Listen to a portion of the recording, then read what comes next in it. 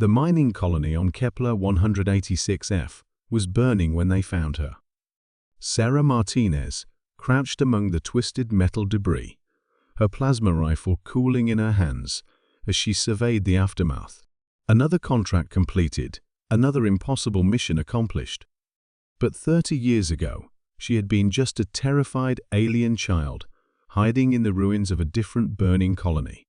The rescue team that found her then had been led by Dr. Elena and Captain James Martinez, xenobiologists, who had volunteered for the dangerous salvage mission. They discovered her in the wreckage of what appeared to be a crashed exploration vessel, her silver-blue skin marked with bioluminescent patterns that pulsed with her rapid heartbeat. She was clearly not human, but she was unmistakably a child. "We can't just leave her," Elena had whispered, cradling the frightened creature who couldn't have been more than 5 years old. The child's large violet eyes held an intelligence that transcended species barriers, and when she reached out with 4-fingered hands, their decision was made. They named her Zara, though she would later choose Sarah as her human name. Growing up on Earth's outer colonies, Sarah learned to hide her true nature. Her adoptive parents crafted biosynth skin patches that masked her natural coloring, and she wore contact lenses to disguise her distinctive eyes. But they couldn't hide what she truly was, something far more dangerous than any human child. Her species, the Vorthuki, were extinct now. Sarah had learned this truth through years of research and mercenary work that took her to the darkest corners of the galaxy. The Vorthuki had been warriors, hunters bred for perfection across millennia of evolution. They possessed reflexes that operated on nanosecond intervals, strength that could crush titanium, and an intuitive understanding of combat that bordered on precognition. But Sarah's greatest weapon wasn't her alien physiology, it was her human heart. Elena and James had raised her with love, teaching her human values of compassion, loyalty, and justice.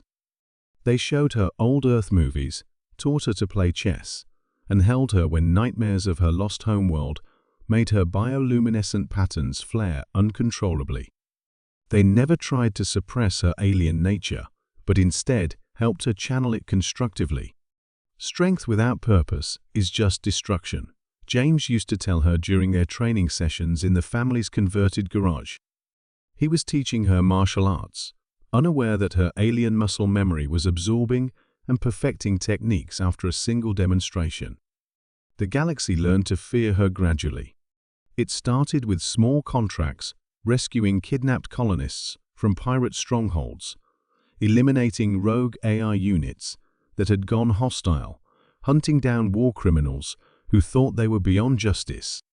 Sarah worked alone, always alone, because no partner could match her capabilities, and she refused to put others at unnecessary risk. Her reputation grew like wildfire through the mercenary networks. They called her Ghost because she could infiltrate any facility without triggering a single sensor. They called her Storm because her attacks were sudden and devastating. But most often, they simply called her the Vorthuki, spoken in hushed tones across spaceports and criminal hideouts throughout the known systems. What truly terrified her enemies wasn't her superhuman abilities, it was her restraint. Sarah never killed unless absolutely necessary, a lesson learned from her human parents' moral guidance. She would disable entire armies without taking a life, leaving them alive, but completely unable to continue their harmful activities. This combination of overwhelming power and moral discipline created a psychological warfare effect that was more effective than any weapon.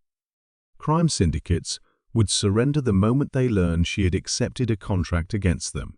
Corrupt officials would flee systems rather than face her investigation. Slavers would release their prisoners and disappear into deep space, hoping distance would save them from her eventual justice. But Sarah's greatest challenge came when she discovered she wasn't the last Vorthuki after all. The contract seemed routine: investigate strange energy readings on a dead world in the Vega system. But when Sarah arrived, She found a massive underground facility containing thousands of stasis pods, and they weren't empty.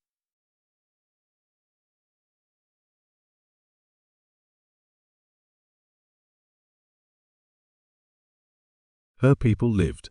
Survivors of whatever catastrophe had destroyed their civilization, preserved in artificial sleep, while automated systems maintained their life support for centuries. As she walked through the vast chambers, her reflection stared back from identical silver-blue faces, and she felt the crushing weight of responsibility settle on her shoulders.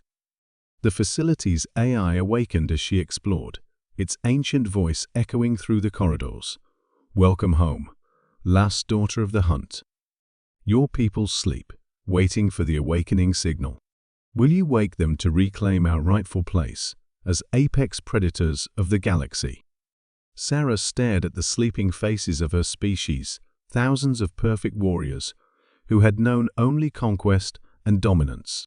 Then she thought of Elena, teaching her to bake cookies, of James reading her bedtime stories, of all the human friends who had accepted her, despite her dangerous nature. She made her choice. "Let them sleep," she told the AI. "Some extinctions happen for a reason." Instead of awakening her people to resume their warlike ways, Sarah reprogrammed the facility's systems to maintain the stasis indefinitely. She encrypted the location data and scattered the access codes across the galaxy, where they could never be assembled by a single individual. Then she left, carrying the secret of her people's survival alone. Sarah Martinez returned to her work as the galaxy's most feared mercenary, but now she carried a different burden.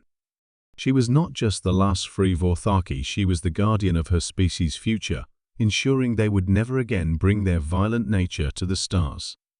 Her adoptive parents had taught her that true strength meant protecting others, not dominating them. In choosing to keep her people sleeping, she honored both her alien heritage